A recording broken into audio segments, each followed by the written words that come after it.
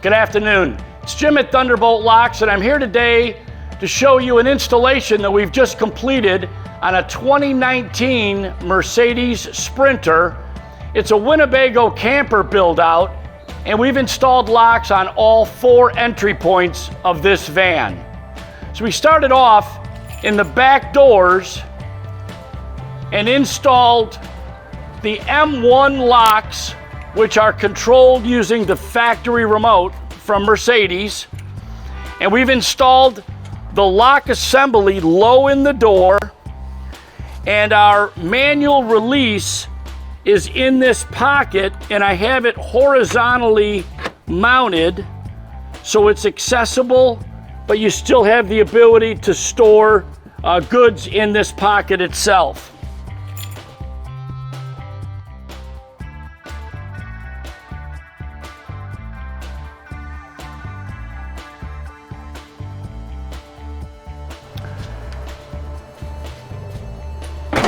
In the side door, this vehicle has a power slide side door option, and so the wiring on this is a little different than a standard Sprinter without this feature.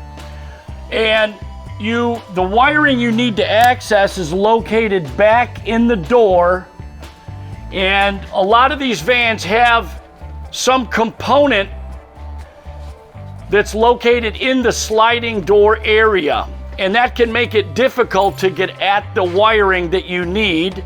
This vehicle has a blue with a black and a blue with a brown are the motor wires, and we were able to access those. It was a little difficult, but if you position this door where the back area is right over the wheel well, you can reach in and access the wires. It's in the harness that you'll find right at the back of the door. We installed an M1 lock, and the manual release on this is located under the window area, but it's tucked away and hidden from view. On the front doors, we found that the lock case assembly, we were able to locate that. It sat right on a channel on the inside, and it cleared the window mechanism really nice. We were able to mount our manual release where we had a nice soft bend in the cable, so this manual release functions very smoothly. And on the Sprinters, the front doors, we always recommend using isolation relays. That will prevent any chatter that we've seen sometimes on the locks themselves.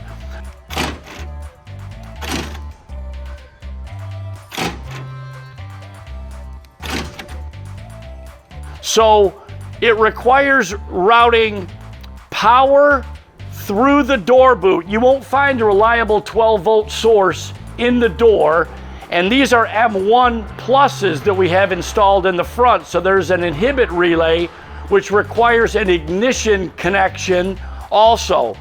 So what we did was we simply ran the wiring up through the door boot, and in this passenger footwell there's a factory ground stud,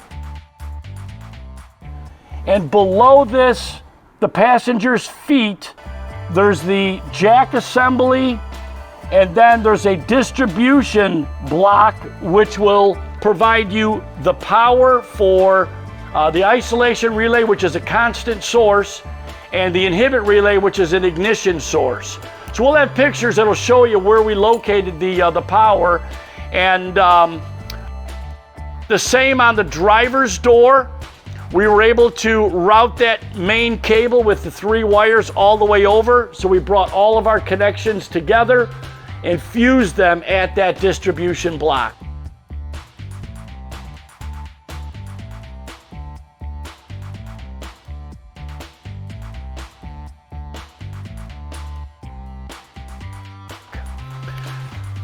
On the driver's door, we've installed a keyed manual release. And our keyed manual release comes with a weatherproof cover. So what I did was this trim panel simply just pops off. So I was able to remove it, secure the keyed manual release to this panel and through to the inside, and the cable from the keyed manual release. You want to keep that perpendicular to your lock as close as possible, so that when that cable pulls, when that's locked, when you pull that keyed manual release out, what it's going to do is release that deadbolt. In case of any power failure that you might have, you have to have the ability to access the van. If you have any questions, contact us at thunderboltlocks.com.